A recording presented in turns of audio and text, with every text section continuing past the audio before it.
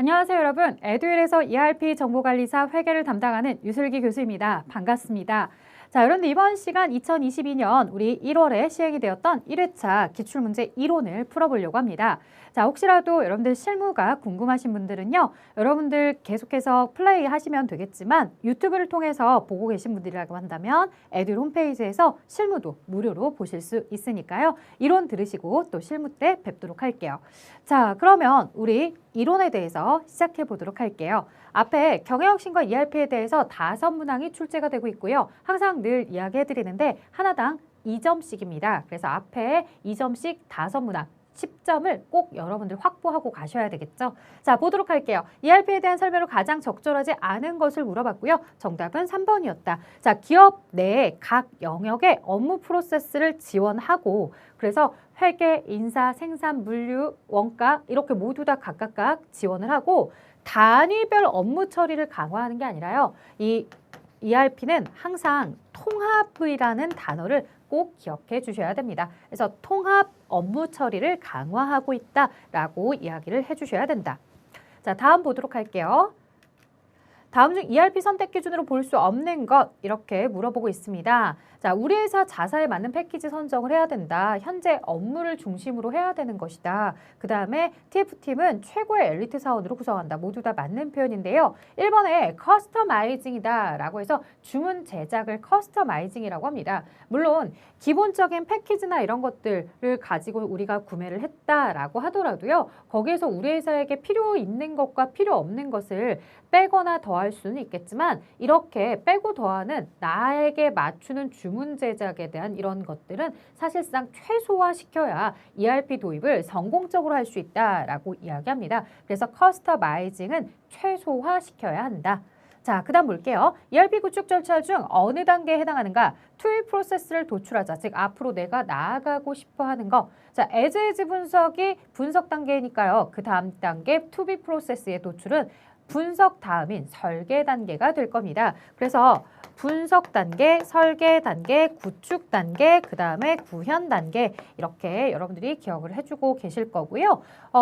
패키지를 설치한다거나 추가 개발, 수정, 보완에 대한 문제를 논의하는 것 이런 거 모두 다 설계 단계예요. 굉장히 특이하게 느껴지겠는데요. 이 패키지를 설치한다라고 해서 구축이 아니라는 점, 패키지 설치는 어디에 속한다는 건 설계 단계에 속한다는 걸 꼭 기억해 주세요. 자, 여러분들 시험 문제 설계 단계와 구축 단계를 구분하는 문제들이 굉장히 많이 나오기 때문에요. 이 설계 단계나 구축 단계에 대해서는 좀 자세하게 기억을 해주셔야 될 거고요. 그 다음은 구현 단계, 이 순서대로 기억을 해주세요. 자, 그 다음 ERP 특징으로 가장 바르지 않은 것은 무엇입니까? 라고 물어보고 있습니다. 지금 뭐 상호 분리된 시스템을 구축한다라고 하는데 여러분들 분리라는 거 아니었죠. 개별적이다, 분리다 이런 거보다는 통합적이다라고 이야기를 해주셔야 됩니다. 자, 실시간 정보 처리 체계를 구축하고 있다는 건 내가 지금 데이터를 입력했을 때 상대방이 바로 그 데이터를 확인해 볼 수 있다는 거, 다국적, 다통화, 다언어 지원에 대한 기술적 특징이 있고요. 그 다음에 파라미터 설정에 의한 프로세스를 정의하고 있더라라고 이야기합니다. 기능적 특징이겠군요. 그 다음에 이제 파라미터 지정이라는 게 뭐냐면 각각 내가 체크박스에다가 체크를 해서 그 메뉴를 쓸 것이다, 쓰지 않을 것이다 이런 것들을 진행할 수 있겠죠. 자, 그 다음에 급변하는 기업 환경 속에서 기업 생존 및 경쟁 우위 확보 전략으로 다양한 경영 혁신 운동이 전개가 되어야 한다.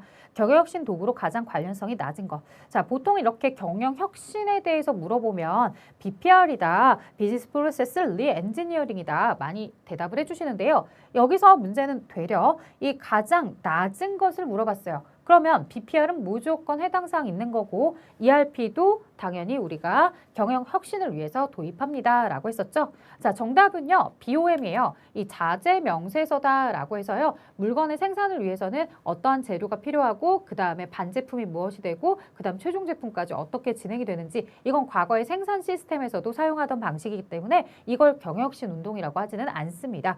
자, 아웃소싱은 외부 업체에다가 내가 일을 맡기는 것이겠죠. 그래서 우리 회사가 주로 이제 뭐 청소나 이런 것들에 대해서 이야기할 때 청소를 내 회사 직접 직원을 고용해서 할 필요는 없지 않느냐. 용역 업체를 고용해서 내가 하자라고 하는 이런 아웃소싱 형태들도 있습니다. 자, 그 다음에 다음 중 일반기업 회계 기준에서 규정하고 있는 재무제표의 종류에 대해서 물어보고 있습니다. 자, 우리 ERP 회계 1급 드디어 이제 회계 파트에 대해서 시작이 되고 있고요. 6번 문항부터 시작하는 객관식 문제들은 모두 다 점수 배점이 3점으로 보시면 되겠고요. 자, 재무제표의 종류는 사실은 본 강의에서도 너무나 마르고 닳도록 다 이야기해드렸죠. 재무상태표, 손익계산서, 자본변동표, 현금흐름표, 주석입니다. 그래서 정답 1번이고요. 나머지 우리가 이 주요부로 이야기를 하는 총계정 원장, 분계장 이런 주요 장부가 있겠고요. 보조장부에 매출장이 있다라고 해서 주요장부와 보조장부를 또 나눠서 기억해 주실 수도 있겠네요. 하지만 여기 문제는 재무제표에 대한 내용이었다. 자, 다음 재무상태표에 대한 설명으로 적합하지 않은 거. 자, 정답은 4번이었습니다. 일단 1번에 총액 표시를 원칙으로 한다. 이건 뭐 손익계산서나 손익계산서라든가 재무상태표 모두 다 총액 표시였고요. 유동성이 높은 항목부터 그래서 유동성 작은 항목 나올 때 주의하셔라 라고 이야기해드렸고 그 다음에 기업의 자산부채 자본을 나타내는 정태적 보고서 그래서 12월 31일 현재 이렇게 얘기했었던 거고요.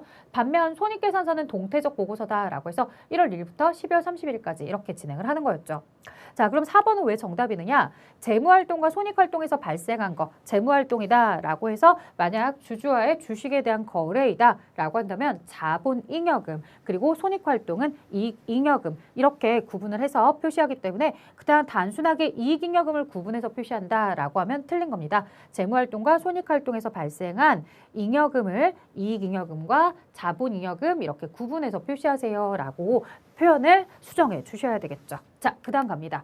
다음 보기의 자료를 이용할 경우 2021년 결산 수정 분계로 가장 적절한 것 이렇게 물어봤는데요. 자, 날짜 보도록 할게요. 10월 1일이었어요. 그러면 10월 1일부터 12월 31일까지 전체 10, 11, 12, 3개월에 대해서는 당해년도의 비용이 맞습니다. 하지만 내년도 1년치니까 내년도 9월 30일까지 9개월에 해당하는 부분은 내년도의 비용으로 처리를 해야 돼요. 근데 문제를 보니까 모두 다 임차료다라고 해서 이미 여기에 비용 처리가 되어 있는 상태이죠.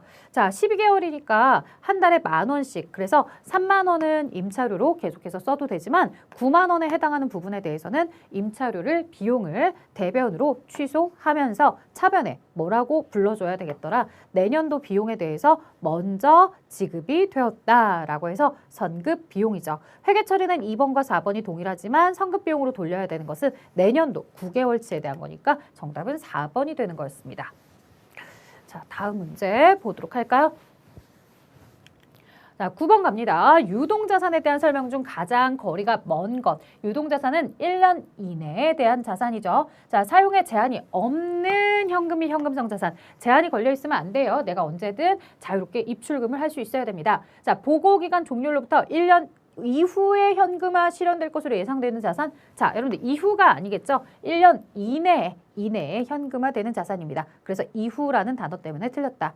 자, 매도 가능 증권이나 만기 보유 증권이라는 이런 비유동 자산, 투자 자산에 있는 내용들도요. 1년 이내에 실현이 된다라면 뭐가 될 수 있더라? 유동 자산이 되죠. 그래서 보통은 단기 매매 증권을 유동 자산으로 보고 나머지 다 투자 자산으로 보았지만 그들 중에서도 이 매도 가능 증권이나 만기 보유 증권, 즉 채무 증권으로서 분류할 수 있는 이 두 가지는요. 사채 같은 경우 만기라는 게 있기 때문에 만기가 된다면 즉 만기가 1년 이내다라고 한다면 유동자산 쪽으로 분류를 변경해 줍니다.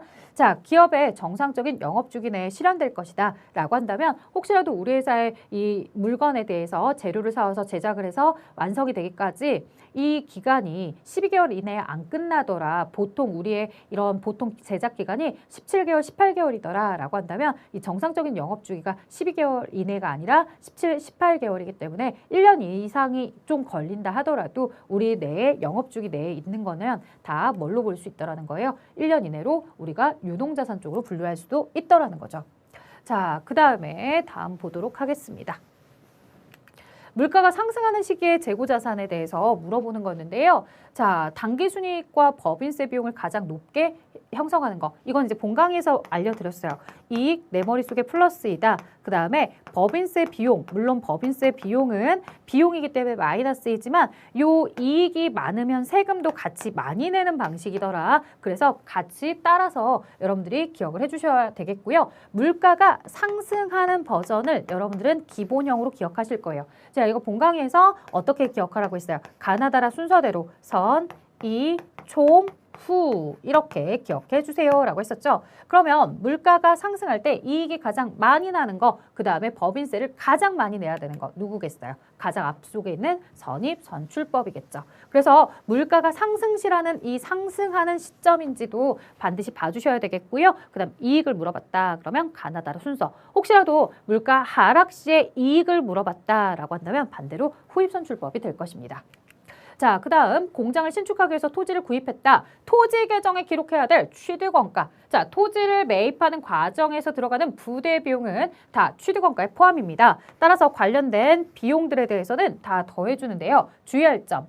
이 과정에서 옛날 건물을 철거하는데 이 철거할 때의 자재들이나 이런 것들을 가지고서 내가 철근이나 철구리 이런 것들이 나왔더래요. 그래서 그런 것들을 고물상이나 이런 데다 팔았더니 잡수익이 생겼더라는 거죠. 그렇다면 이 철거 비용에 대해서는 순수하게 200이 들어간 게 아니라 이 관련된 수익을 빼고 나니까 실제로 관련된 비용은 얼마만 들어간 거라고 보자는 거예요. 140. 자, 그래서 6천만 원에다가 플러스 500에 매입하는 과정의 법률 자문 비용에 여기에다가 140에 대한 관련된 철거 비용까지 다 합치면 6,640이다 라고 이야기를 해줄 수 있는 거죠. 자, 관련된 잡수익 차감해줬다라고 하는 거 여러분들 꼭 같이 기억을 해주셔야 됩니다. 이렇게 취득원가를 구할 때 무조건 다 더하는 것뿐만 아니라 지금 보시는 것처럼 철거 후에 관련된 수익이 있다면 이 부분은 취득하는 과정에서의 들어가는 비용을 감소시키는 역할로서 이렇게 여러분들이 잘 처리를 해주셔야 됩니다. 자, 그 다음 볼게요. 무형자산에 해당하지 않는 것을 물어봤습니다. 자, 항상 이 개발비나 산업재산권이나 소프트웨어 이런 부분들에 대해서 이 무형자산이 될 수 있다라고 얘기했었고 혹여 여기에 경상개발비나 연구비가 나왔다면 그 아이들은 비용이다 라고 이야기했던 것도 같이 기억해 주세요. 자, 그러면 정답은 이 4번일 텐데 내부적으로 창출된 영업권은 사실상 객관성이나 신뢰성을 갖기가 어렵기 때문에요. 저 영업권은 항상 유상으로 취득할 때만 내가 자산으로 넣을 수 있다, 무형자산이 될 수 있다 라고 했던 거 꼭 기억하셔야 되겠죠. 자, 13번 갑니다. 주권 상장 회사인 주식회사 생산성에 자본이 실질적 증가하는 거. 자본금이 아니라 전체 총 자본이 실제로 증가시키는 걸 물어본 거예요. 자, 생산성은 자본잉여금과 이익준비금을 자본금에 전입을 시켰대요. 그러면 자본금 쪽은 늘어날 수 있겠지만 이 자본 요소의 자본잉여금이 줄어들면서 자본잉여금이 줄어들면서 자본금이 늘어난 거예요. 마찬가지로 이익준비금이 줄어들면서 자본금이 늘어난 거라고요. 자본 안에서 서로 자기들끼리 자리만 바꾼 거지 전체적으로 자본이 어디 외부로 유출된 것은 없어요. 따라서 이렇게 되는 경우들은 자본에 대해서는 변화가 없다라고 하는 거죠.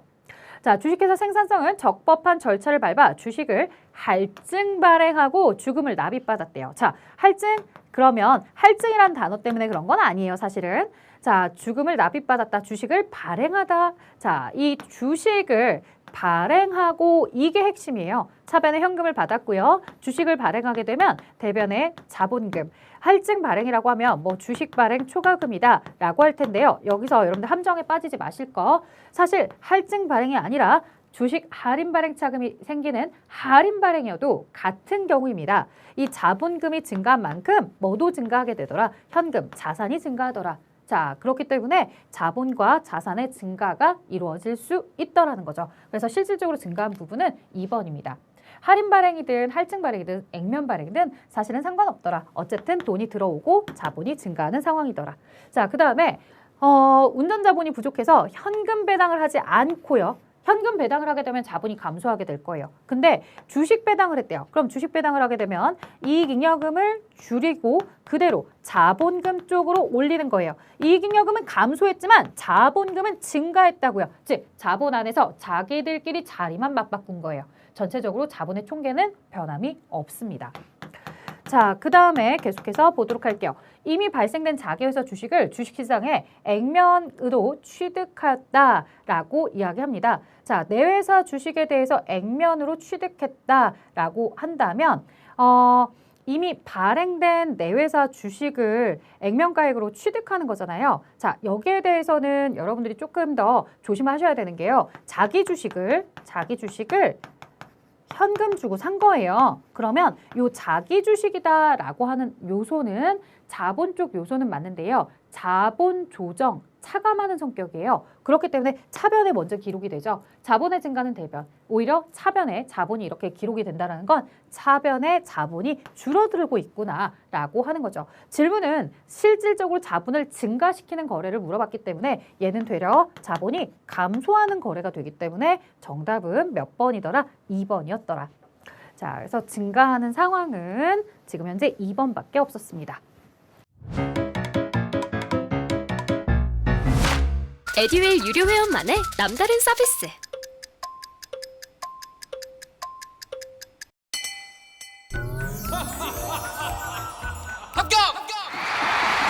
합격하고 돈도 받는 혜택. 오직 에듀윌 유료 회원에게만. 에듀윌. 무료 합격!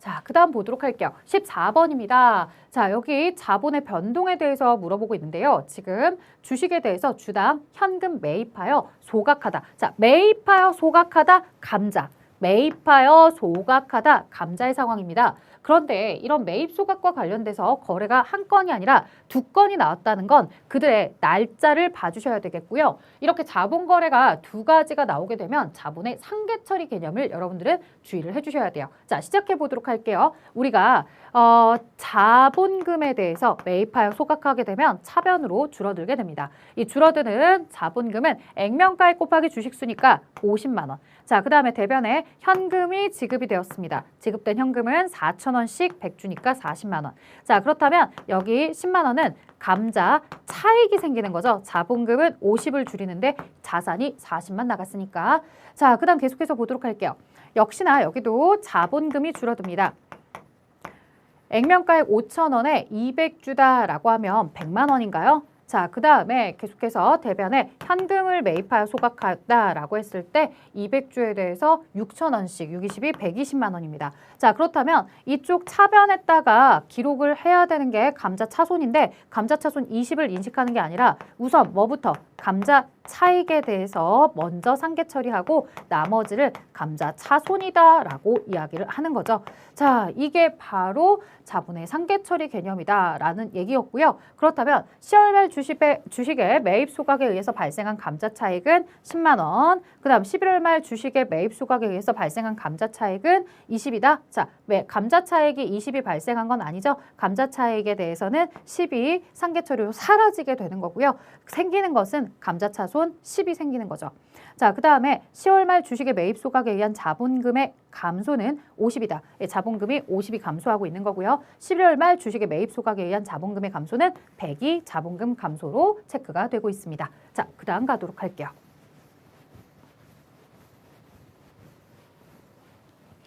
자, 어느덧 이제 15번 문제입니다. 여러분들 다음 보기의 생산성의 단기 재고와 관련된 자료이다. 이를 이용해서 매출원가를 계산하세요 라고 되어 있어요. 자, 저는 매출원가를 계산할 때 항상 이 상품에 대한 T 계정을 그려놓고서 그리는 습관이 있는데요. 자, 자산의 증가는 차변이다. 기초. 자산의 감소는 대변이다. 기말. 그 다음에 자, 매입을 할 때 증가할 거고요. 매출을 하게 되면 줄어들게 될 건데 모두 다 원가로 기록하니까 여기도 매출도 원가로. 자, 그 다음에 여기 매입은 무슨 매입액? 순매입액. 그럼 보도록 하겠습니다. 기초 재고액이 10만 원. 자, 그 다음에 기말 재고액이 20만 원. 그리고 순매입액을 구하실 때 주의할 점. 전체 총 매입액에서 매출 할인이랑은 상관이 없습니다. 매출 할인은 상관이 없어요. 얘는 매출액에 대한 계산을 할 때고 매입 환출과 매입 애누리만 차감. 자, 그러면 130만 원에서 10만 원, 10만 원, 20만 원을 제외하니까 110만 원이 되겠네요. 그죠? 자, 130에다가 10 차감하면 110만 원. 자, 그럼 차변의 합계 120. 대변도 120이다. 기말 20을 제외하시면 매출원가 100 이렇게 기록을 하겠네요. 자, 저는 만원 단위로 줄였지만 문제에서 제시할 땐 원 단위였으니까요. 100만 원이다 라고 이렇게 여러분들이 잘 답을 써주셔야 되겠죠. 주관식 문제에 대해서 답을 쓰실 때 만원 단위로 쓰는 경우 많지 않아요. 회계시험 같은 경우는 거의 대부분 원 단위로 정답을 쓰시게 되니까 여러분들 혹시라도 혼동하시면 안 됩니다. 저는 계산을 하기 위해서 좀 더 심플하게 만원 단위로 계산을 해드렸지만 답은 자료에 나와 있는 것처럼 원 단위로. 자, 그 다음 무형자산에 해당하는 항목 개발비 무형자산 되죠. 그 다음 임차 권리금 요거 무형자산 되는 거예요, 여러분들. 그리고 소프트웨어까지만 무형자산이 됩니다. 다 더하면 3천만 원. 자, 연구비나 경상개발비 모두 다 손익계산서에 들어가는 비용이다. 임차보증금은 어디에 속하냐면 자산은 자산인데요. 기타 비유동자산에 들어가는 거죠. 그래서 우리가 건물을 빌린 세입자로서 납부한 보증금에 대해서는 우리 기타 비유동자산으로 들어간다. 그래서 임차보증금이다 라고 하고요. 반대 계정엔 임대보증금이라는 비유동 부채가 있습니다. 같이 세트로 기억을 해주시면 또 좋겠죠. 자, 그래서 왼쪽에 있는 항목들은 무형자산이 아니었고 오른쪽에 개발비, 임차권리금, 소프트웨어까지만 무형자산. 자, 그 다음 갑니다. 2022년 1월 1일 200만 원을 출자해서 설립한 주식회사 세무에 12월 30일 재무상태표의 자산부채 계정 과목이 아래와 같을 때 2022년 당기순이익은 얼마입니까? 라고 물어봤어요. 굉장히 특이한 게 자료에 기초 자본을 알려주고요. 당기순이익을 구하라고 질문을 해요. 그러면 이 안에 박스에 기말 자본이 있으면 금방 구할 것 같기는 한데 어떻게? 기말 자본에다가 무엇을 차감해서? 기초 자본을 차감해서 당기순이익이 나온다. 이렇게 계산한다거나 아니면 우리가 기초 자본에다가 당기순이익을 더하면 기말자본이 되니까 그걸 이용하자라고 할 수도 있겠죠. 자, 근데 기초 자본에 대해서는 200만 원이다 라고 알려줬는데 기말자본을 안 알려줬어요. 기말자본을 어떻게 구할 것이냐 라고 했을 때 이 기말자본은 안에 있는 자산의 요소와 부채의 요소를 가지고서 여러분들이 계산을 해주셔야 되는 겁니다. 자, 그러면 자산의 요소들만 골라 집계를 해볼게요. 80의 현금, 상품 재고자산, 그 다음에 외상 매출금이라는 유동자산의 당좌자산, 미수금도 마찬가지, 보통예금도. 그 다음에 여기서 조심, 건물까지가 유형자산 자산의 항목이죠. 자, 나머지 외상 매입금, 그 다음에 미지급금, 그 다음 단기차입금, 선수금은 부채의 항목입니다. 자, 여러분들 계산기를 가지고 들어가셔서 계산해 보시면 됩니다. 80만 원 플러스 20만 원 플러스 50만 원 플러스 30만 원 플러스 50만 원에 건물 300만 원까지 530만 원의 자산이 나옵니다. 자, 530만 원의 기말의 자산에다가 부채. 자, 외상매입금 50에, 미지급금 30에, 단기차입금 100만 원에, 선수금 50까지 이렇게 하시면 230만 원의 부채가 나온다. 자, 그러면 530만 원의 자산에서 230만 원의 부채를 차감하시면 300만 원에 뭐가 나오더라? 바로 자본. 이게 바로 기말 자본이죠. 기말 자본 300만 원에서 기초 자본 200을 차감했을 때 당기 순이익은 얼마밖에 없더라? 100만 원이더라. 자, 이 당기 순이익 이외에 뭐 현물 출자라든가 추가 출자라든가 아니면 인출을 한다거나 이런 내용들이 전혀 없기 때문에 그대로 당기 순이익에 대한 증가가 자본의 증가로 이어졌을 것이다. 그래서 기초에 자본 200으로 시작했는데 기말의 자본이 300이 되었다는 건 당기 순이익이 100만 원 증가했다는 얘기구나 라고 정답이 체크가 될 수 있을 겁니다. 자, 그 다음 보도록 할게요.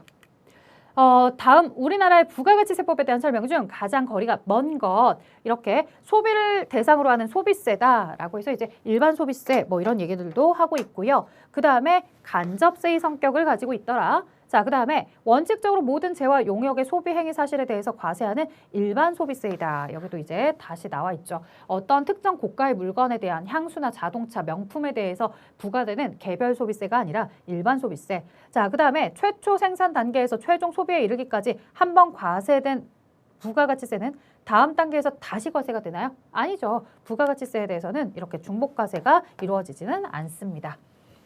그래서 우리가 기본적으로 10가지에 대한 특징을 알려드렸었는데 그 10가지 특징만 잘 알고 있다면 정답은 쉽게 구할 수 있었죠.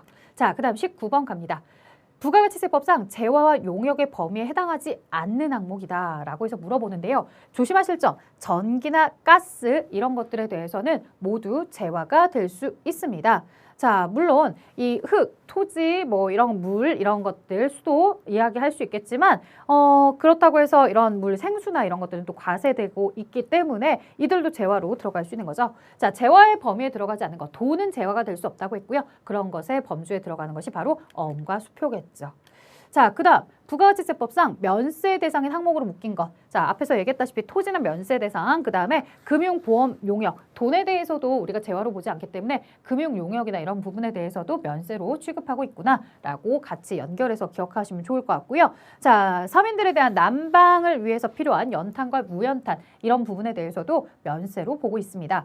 자, 역외 군속 용역에 대해서 면세로 하겠습니다라고 했지만 실질적으로는 어떤 것만 면세로 하고 있냐면 시내버스나 아니면 뭐 지하철이라든가 아니면 일반 고속버스까지는 우리가 뭘로 하고 있지만 면세로. 하지만 고속철도라든가 고속버스에 대해서 우리가 이야기할 때 우등고속이나 이런 것들이 있게 되면 이런 우등고속버스 같은 경우는 또 안 되는 거고요. 자, 신문, 광고료, 수집료, 우표, 복숭아, 통조림.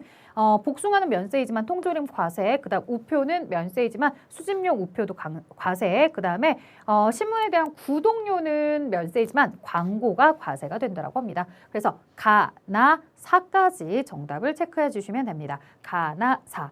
자, 그 다음에요. 여러분들 다른 내용들도 보도록 할게요. 혹시라도 이 마번에 고속버스 승차권이 이 일반 고속일 수도 있잖아요 라고 여러분들이 질문하실 수도 있는데 보기에 마번이 들어간 게 없어요. 예, 문제가 항상 이렇게 좀 허술하긴 하죠. 그 다음 보도록 할게요. 그러니까 결국에 마번 같이 없는 건 아예 내가 고민할 필요도 없는 거예요. 문제들은 이렇게 나오기도 합니다. 그 다음 부가가치세법상 세금 계산서에 대한 설명으로 적절하지 않은 것. 굉장히 간단하고 하지만 여러분들이 개정세법을 잘 체크하고 가셨는지를 물어보는 시험 문제인데요. 자, 아직까지 여러분들 그 2022년 1월 달 시험이잖아요. 이 ERP는요. 3월 달 시험까지는 기존의 세법 내용으로 나와요. 그래서 2022년에 시험을 보신다 하더라도 3월 달 시험까지는 2021년도 세법 기준으로 학습을 해 가셔야 됩니다. 자, 간이과세자는 세금계산서를 발급하지 않는다라고 하는데 간이과세자 작년에 바뀌었죠. 세금계산서 발급하도록 되어 있습니다. 이 직전 연도에 공급 대가 합계가 8천만 원 미만인 사업자를 간이과세자로 하는데요. 이 간이과세자들 중에서도 4,800만 원에서 요 8천만 원 사이만 세금계산서를 발행할 수 있게끔 허용해주고 있습니다. 따라서 세금계산서 발행을 하지 않는다라는 표현은 틀렸다. 자, 그 다음에 나머지 여러분들이 잘 봐주시면 좋을 것 같아요. 그 다음 보도록 할게요. 우리나라 법인세법에 대한 설명으로 가장 거리가 먼 거. 사업연도에 대한 설명이 틀렸어요. 이렇게 ERP는요. 부가가치세든 법인세든 물어볼 때 물론 다른 보기들은 굉장히 어렵게 느껴질 수 있지만 실제로 정답이 되는 것들을 보면 굉장히 기본적인 항목들에 대해서 알고 있는지를 물어보거든요. 자, 소득세법이나 이런 것들은 무조건 1월 1일부터 12월 30일까지 이렇게 정해져 있지만 법인은 그렇지 않다. 법인은 정관에 따로 정해두시면 되고요. 회사가 편한 대로 예를 들어 학교 같은 경우에 3월에 시작해서 내년 2월에 끝난다. 이런 시스템을 가지고 있어도 상관은 없습니다. 무조건 1년 이내다라고 하는 그 개월수만 잘 맞춰준다고 한다면 반드시 1월부터 12월일 필요는 없더라. 자, 그 다음 보도록 하겠습니다. 세무조정을 해서 유보로 해당하는 것. 자, 유보가 될 수 있는 건 자산이나 부채에 영향을 미치는 요소들인데요. 바로 이런 감가상각비다라고 하면 해당하는 유형자산에 대해서 자산을 과대, 과소 이렇게 처리를 하게 되는 거니까 여기에 대해서는 유보로 처분을 하게 되어 있고요. 나머지 접대비에 대한 한도 초과나 기부금에 대한 한도 초과액은 기타 사회 유출. 그래서 접대를 행한 장소에 가서 추가로 뭐 세금을 징수한다라거나 아니면 기부금에 대해서 우리가 뭐 기부를 받은 업체로 단체에 가서 추가로 과세를 할 수는 없기 때문에 모두 다 기타 사회 유출이고 임원 상여금 한도 초과액은 상여라고 해서 우리 임원에 대한 내용은 상여로 소득 처분이 이루어져야 됩니다. 자, 그다음 무릉의 부가가치세 관련 자료가 다음과 같을 때 부가세 납부세액을 계산하면 얼마인가? 아마도 이 문제가 여러분들이 조금 시간도 걸리고 어렵다라고 생각할 수 있을 것 같아요. 부가가치세에 대해서 정확하게 잘 알고 계셔야 되고요. 주의할 점은 부가가치세를 제외하고 있는지 아니면 부가세가 포함된 대가로 정보가 주어지고 있는지 이 부분을 잘 봐주세요. 자, 납부세액은 매출세액에서 매입세액을 차감해서 납부세액이 계산이 될 텐데요. 자, 일단 매출 내역에 대해서 부가가치세가 과세가 된 것이냐라고 했을 때 이 전자세금 계산서 발급분의 부가세 제외라는 건 부가세가 별도로 있다는 얘기, 그 다음 공급대가도 부가세가 과세되었다는 얘기, 그 다음에 여기도 부가세 제외다라고는 했지만 역시나 제외라는 표현을 쓴다라는 건 부가가치세가 과세되는 품목이구나 라고 생각해 주셔야 될 겁니다. 만약에 면세 품목이다라고 하거나 영세율 품목이다라고 한다면 영세율이라고 별도로 언급을 해주겠죠. 자, 그러면 전자세금 계산서 부분부터 보도록 할게요. 이 전자세금 계산서 과세 표준이 5,500이라면 매출세액이다라고 하는 이 매출세액 부분은 얼마만큼 계산이 되면 550만 원이 되겠죠. 5,500에 10%의 세액을 별도로 계산해 주시는 거고, 그 다음에 신용카드에 대한 부분, 자, 요거는 전체 공급대가 110%에 해당하는 금액 중에 공급가액이 1,500이 될 테고 세액이 150이 되겠네요. 그래서 세액에 대해서만 150. 자, 그 다음에 현금 매출 현금 영수증이다 라고 해서 150이다. 거기에 10%인 15만 원이 매출세액. 자, 이렇게 매출세액이 되었고요. 매입세액을 차감해 줄 거예요. 매입세액. 차감하는 매입세액은 조심하자. 불공제 거래가 있다면 아무리 세액을 부담했다 하더라도 불공제 거래에 대해서는 매입세액 공제가 안 되죠. 자, 그럼 세금계산서 수취분을 보시면 여기 이 세금계산서 수취분 3,300만 원. 부가가치세가 별도로 있다는 얘긴데요. 여기에 대해서 이제 조심할 점, 접대 관련 매입액이 300이 있었다라고 되어 있어요. 그렇다면 여기에서 접대 관련 매입액을 제외하고 나면은 실제로 공제가 가능한 대상이 되는 금액은 얼마인 거냐? 3천만 원이 되는 거죠. 자, 공제 가능한 대상이 되는 금액 3천만 원에 대해서 세액은 300이 될 겁니다. 자, 그러면 이렇게 계산을 하고서 우리 납부세액을 이제 산출하러 가도록 하겠습니다. 납부세액은 그러면 여러분들 얼마일까요? 지금 보시다시피 550 플러스 150, 그 다음 15만 원이다 라고 하면 715만 원. 자, 여기에다가 300을 차감해 주시면 415만 원이다 라고 해서 415만 원을 답으로 정해 주셔야 됩니다. 자, 매입 계산하실 때 우리 접대 관련 매입에 대해서는 제외를 하고 계산해야 된다는 점 주의해 주시고, 그 다음 매출세액에 대해서 부가가치세를 제외한 금액을 우리에게 정보를 주어지고 있는지 아니면 공급대가로서 부가세 포함된 금액을 주어지고 있는지 이런 부분들을 좀 디테일하게 살펴봐 주셔야 되겠죠. 자, 그 다음 계속해서 보도록 할게요.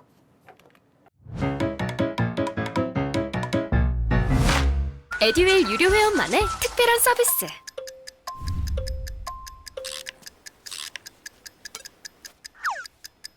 하치하차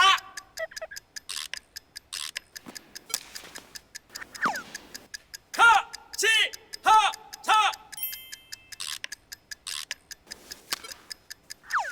정답! 같이 하자 친구야 에듀윌 유료 회원!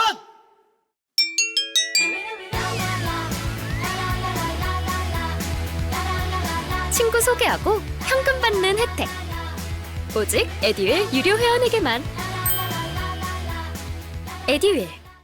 25번. 자, 8월 25일에 사업을 시작하기 위해서 주주를 결성하고 9월 1일 법인의 설립 등기를 했대요. 자, 이게 끝이에요. 이게 끝. 설립 등기를 하면 그날 회사는 설립이 된 거예요.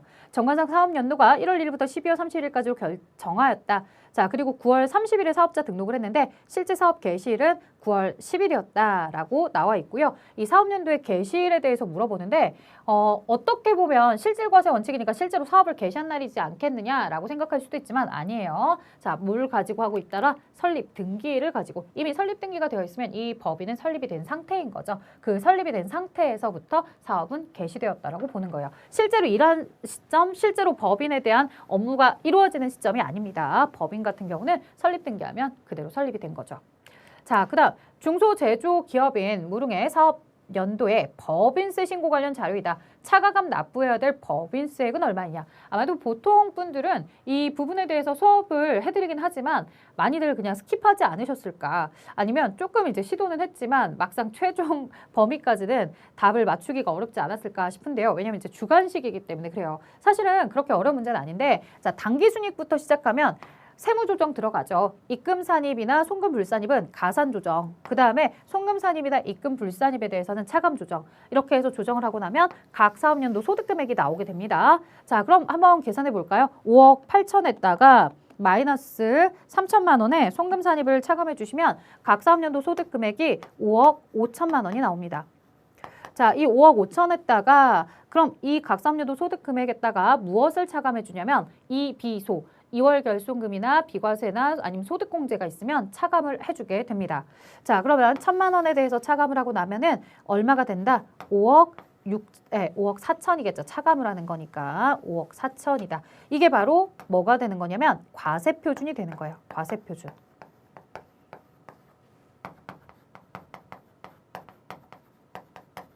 사실은 제가 이 문제를 모두 정답 처리해달라고 이의 신청을 할까도 생각을 하다가 그 나쁜 마음인 것 같아서 안 했어요. 왜 이의 신청을 하려고 하셨어요? 라고 물어볼 텐데 바로 2월 결손금 때문에 그렇죠. 2월 결손금이 주어졌다고 해서 사실은 모두 다 공제를 할 수 있는 상황은 아니에요. 2월 결손금도 이 발생하고 나서 몇 년 안에 우리가 공제를 받지 못하면 그대로 버려야 되거든요. 근데 언제적 2월 결손금인지 전혀 언급이 안 돼 있어요. 그래서 사실은 2월 결손금에 대해서 언급이 안 돼 있으니까 얘를 빼야 된다는 사람도 있을 거고 빼지 않아도 된다는 사람도 분명히 존재를 할 거다. 근데 보통은 이렇게 2월 결손금이 주어졌다는 거 보면은 내가 이걸 이용해서 계산해야 되는구나 라고 이제 생각을 할 수 있겠죠. 근데 정확하고 좋은 문제는 아니에요. 2월 결손금에 대해서 이게 몇 년도 발생분인지는 사실은 밝혀주셔야 됩니다. 자, 그러면 가도록 할게요. 과세표준이 5억 4천이 나왔습니다. 5억 4천에 대해서 계산하는 거 잘 보세요. 이제 세율을 적용해서 산출세액을 계산할 거거든요. 자, 세율을 적용해 볼게요. 5억 4천이면 2억 이하까지는 10%예요. 그럼 2억 이하까지는 10%면 2천만 원이 나와요. 그 다음에 5억 4천에서 2억까지는 얼마가 되는 거니까 10%니까 요 2억을 초과하는 부분에 대해서만 20% 계산을 해주는 거예요. 2억을 초과하는 부분. 그래서 여기 얼마? 3억 4천에 대해서 곱하기 20%. 그러면 6,800. 이게 바로 산출세. 그래서 산출세액은 얼마가 나오냐면 여기에 세율을 적용했습니다. 그렇게 했더니 산출세액이 8,800입니다. 자, 우리에게 질문이 산출세액을 물어본 건 아니다. 차가감 납부세. 차가감 납부세액은 이 뒤에 세액공제라든가 이런 기납부세액이 있다면 차감하고서 계산된 금액이에요. 나머지 마이너스 350을 진행해 보도록 할게요. 자, 8,800에서 350을 차감해 보자. 마지막 세액공제까지 차감을 하게 되면 8,450이다. 자, 그래서 8,450이 정답이 된 거예요. 여기에 여러분들이 만약에 어려웠다면 제가 이 신청을 해서 이야기를 조금 더 합격률을 높이도록 노력을 해볼 수도 있었겠지만 사실 아무도 이야기를 하지 않으셨어요. 그래서 시험 보고 와서 다들 잘 보셨구나 라는 생각으로 그냥 넘어가긴 했는데 2월 결손금이 나중에 주어질 때는 분명히 여기에 연도가 주어지게 될 거예요. 자, 그래서 우리가 2020년 사업연도 이후에 발생한 결손은 15년 이내에 우리가 뭐를 할 수 있었다? 결손금 공제를 할 수 있었다. 하지만 그 얘기는 반대로 2019년도나 2018년도에 발생한 것들은 10년 이내에 사업연도에서 결손금 공제가 가능하더라. 이런 것들 이제 잘 기억해 주시면 한 2002년도, 한 2003년도에 발생한 것들은 당연히 2021년도에 공제가 될 수가 없다라는 거죠. 2월 결손금액 사실은 발생 연도를 알려주는 게 더 좋은 문제이다. 자, 그 다음에 가도록 하겠습니다. 제품의 제조원가 계산 과정에서 제공품 계정 대변에 나타나는 항목. 이 내용은 여러분들 우리 원가액에 같이 하면서 꼭 기억해 달라고 해요. 제공품에 대해서 기초 제공품, 그리고 여기가 직접 재료비, 직접 노무비, 제조간접비 다 더하시면 이게 단기 총 제조원가. 그 다음에 이쪽에 단기 제품 제조원가, 그 다음 기말 제공품. 대변은 단기 제품 제조원가죠. 자, 노무비에 대한 소비액이다, 제조간접비의 배부액이다, 기초제공품이다. 모두 다 제공품의 차변에 들어오는 요소이더라.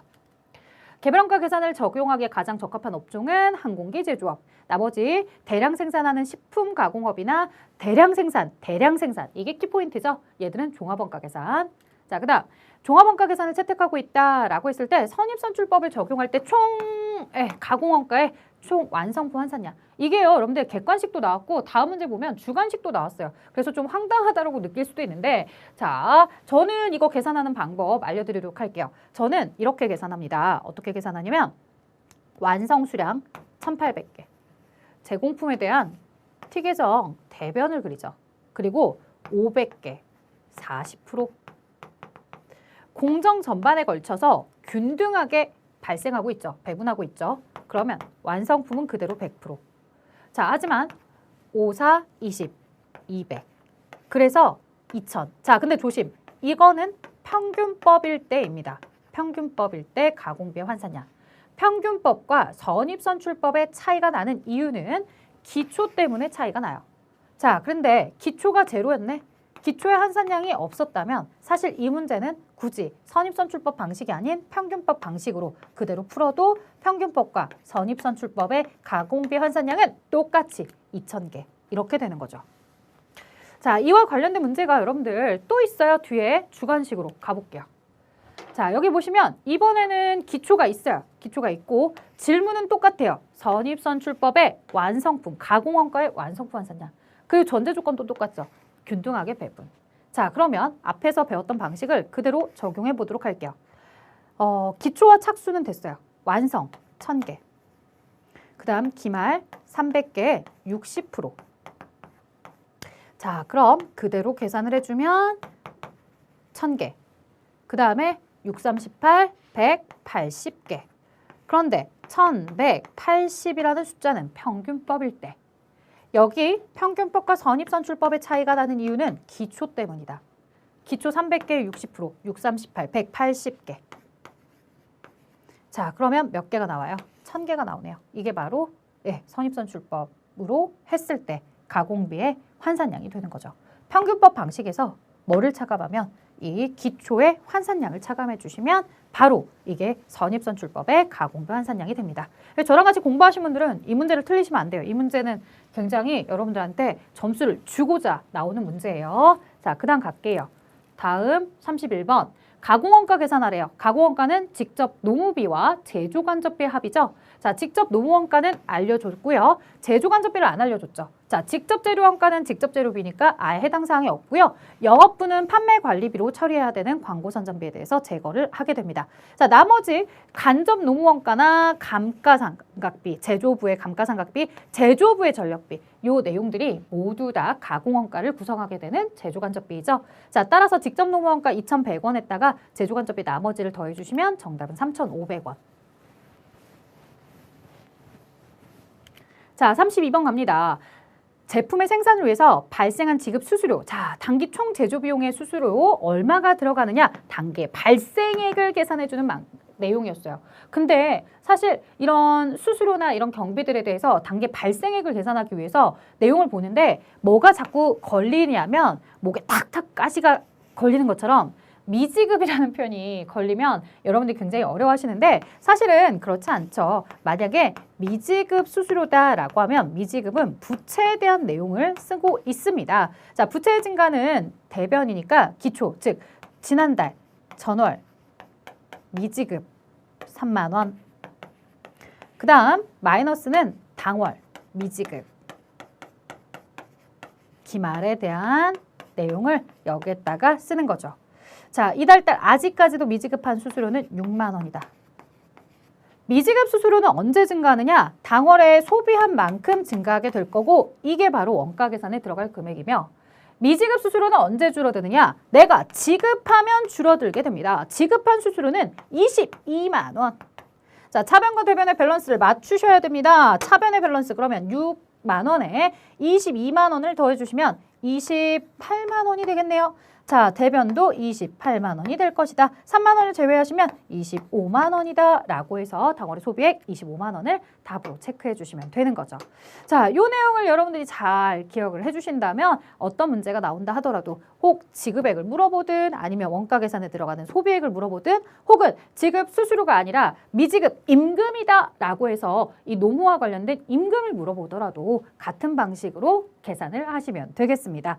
자, 여러분들 여기까지 저와 같이 이 문제를 풀어보았습니다. 어떻게 잘 푸셨나요? 문제의 난이도가 뭐 특별하게 더 어려웠나요? 라고 물어보시는 분들이 있는데 사실 이번 회차 그렇게 특별하게 어려웠던 회차는 아닙니다. 아예 시작부터 이 재무제표에 대한 종류들부터 아주 처음부터 워밍업 하면서 잘 넘어온 거기 때문에 많이 어려운 문제는 아니었을 건데 다만 이 법인세나 이런 쪽에서 여러분들이 아직 준비가 안 되셨거나 아니면 기초 부분을 물어보기는 하지만 이 기초 부분에 대해서 조금 소홀히 하셨다고 한다면 문제가 잘 안 풀렸다 혹은 오답률이 조금 높았을 것 같기는 합니다. 여러분들 법인세든 부가가치세든요 아주 깊은 내용까지는 사실 안 물어보고요. 만약 그런 문제가 나온다면 우리는 가볍게 스킵하셔야 될 거예요. 대신 다른 문제들을 꼭 맞출 수 있게끔 잘 정리해 주시면 더 좋은 시험에 대한 준비가 될 것 같습니다. 자, 저는 여기까지 진행할 거고요. 여러분들 좋은 결과 있었으면 좋겠습니다. 수고하셨습니다.